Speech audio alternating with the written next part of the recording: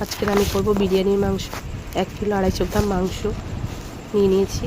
তার পরিমাণ মতন পেঁয়াজ, আদা, রসুন, কাঁচা লঙ্কা পেস্ট করে তার মধ্যে 100 টক দই, বিরিয়ানির মশলা, কেওড়া জল, গোলাপ জল, গোলমরিচ গুঁড়ো, শাহি গরম মশলা গুঁড়ো, কাশ্মীরি লঙ্কার গুঁড়ো, সামান্য পরিমাণ তেল দিয়ে ভালো করে মশলাটা ফেটিয়ে নিয়ে মাংসগুলো দিয়ে ভালো করে ম্যারিনেশন করে 1 ঘন্টা ফ্রিজে রেখে দিয়েছিলাম।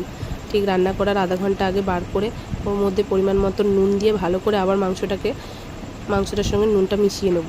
এরপর কড়াইয়ের মধ্যে সাদা তেল, একটু ঘি দিয়ে তারপরে গোটা গরম মশলা ফোড়ন, তেজপাতা ফোড়ন দিয়ে আস্তে আস্তে করে মাংসগুলো দিয়ে ভেজে নেব। এপিঠ ওপিঠ হালকা করে ভেজে নেব।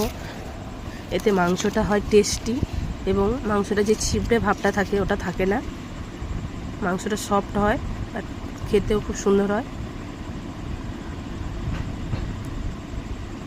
আর দেখে নিতে হবে যে কড়াইয়ের নিচটা যাতে না ধরে যায়।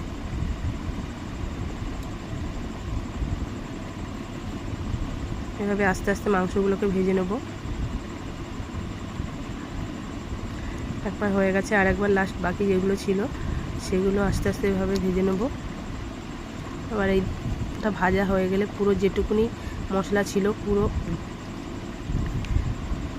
দিয়ে বাটিটা মানে সামান্য একটু জল দিয়ে, বাটিটা যেহেতু মশলা লেগে আছে সামান্য একটু জল দিয়ে ধুয়ে কড়াইয়ের মধ্যে দেবো।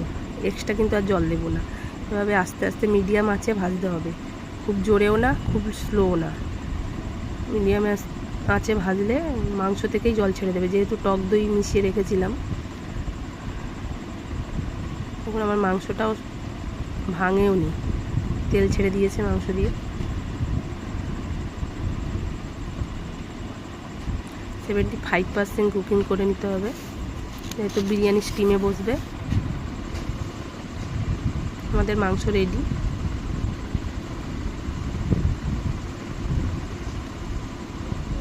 আমার ভিডিওটা যদি আপনাদের ভালো লাগে অবশ্যই লাইক, কমেন্ট,